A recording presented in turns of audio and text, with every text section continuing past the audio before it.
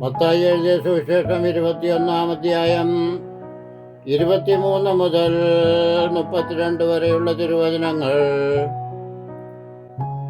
അവൻ ദൈവാലയത്തിൽ ചെന്ന് ഉപദേശിക്കുമ്പോൾ മഹാപുരോഹിതന്മാരും ജനത്തിന്റെ മൂപ്പന്മാരും അവന്റെ അടുക്കൽ വന്നു. നീ എന്റെ അധികാരം കൊണ്ട് ഇത് ചെയ്യുന്നു? ഈ അധികാരം നിനക്ക് തന്നത് ആരെന്ന് ചോദിച്ചു. യേശു അവരോട് ഉത്തരം പറഞ്ഞത്, ഞാനും നിങ്ങളോട് ഒരു വാക്ക് ചോദിക്കും. അത് നിങ്ങൾ എന്നോട് പറഞ്ഞാൽ എന്റെ അധികാരം കൊണ്ട് ഞാൻ ഇത് ചെയ്യുന്നു എന്നുള്ളത് ഞാനും നിങ്ങളോട് പറയും. യോഹന്നാന്റെ സ്നാനം എവിടെ നിന്ന്? സ്വർഗത്തിൽ നിന്നോ മനുഷ്യരിൽ നിന്നോ? അവർ തമ്മിൽ ആലോചിച്ചു. സ്വർഗത്തിൽ നിന്ന് എന്ന് പറഞ്ഞാൽ പിന്നെ നിങ്ങൾ അവനെ വിശ്വസിക്കാത്തത് എന്തെന്ന് അവൻ നമ്മോട് ചോദിക്കും.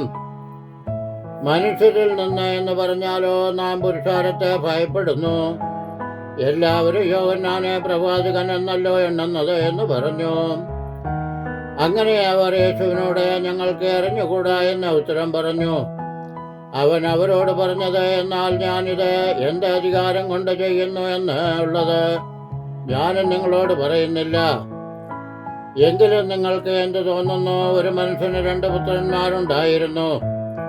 അവൻ ഒന്നാമത്തവന്റെ അടുക്കൽ ചെന്നു, മകനെ, ഇന്ന് എന്റെ മുന്തിരിത്തോട്ടത്തിൽ പോയി വേല ചെയ്യുക എന്ന് പറഞ്ഞു. എനിക്ക് മനസ്സില്ല എന്ന് അവൻ ഉത്തരം പറഞ്ഞു. എങ്കിലും പിന്നത്തേതിൽ അനുദപിച്ച് അവൻ പോയി.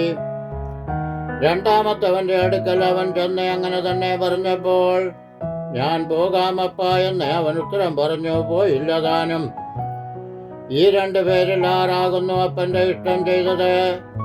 ഒന്നാമത്തവനെന്ന് അവർ പറഞ്ഞു.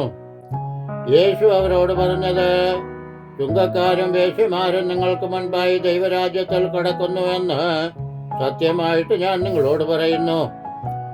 യോഹന്നാൻ നീതിമാർഗം ഉപദേശിച്ചുകൊണ്ട് നിങ്ങളുടെ അടുക്കൽ വന്നു. നിങ്ങൾ അവനെ വിശ്വസിച്ചില്ല. എന്നാൽ ചുങ്കക്കാരും വേശ്യമാരും അവനെ വിശ്വസിച്ചു. അത് കണ്ടിട്ടും നിങ്ങൾ അവനെ വിശ്വസിപ്പാൻ തക്കവണ്ണം പിന്നത്തേതിൽ അനുദപിച്ചില്ല. ബാറയ്ക്കുമോർ.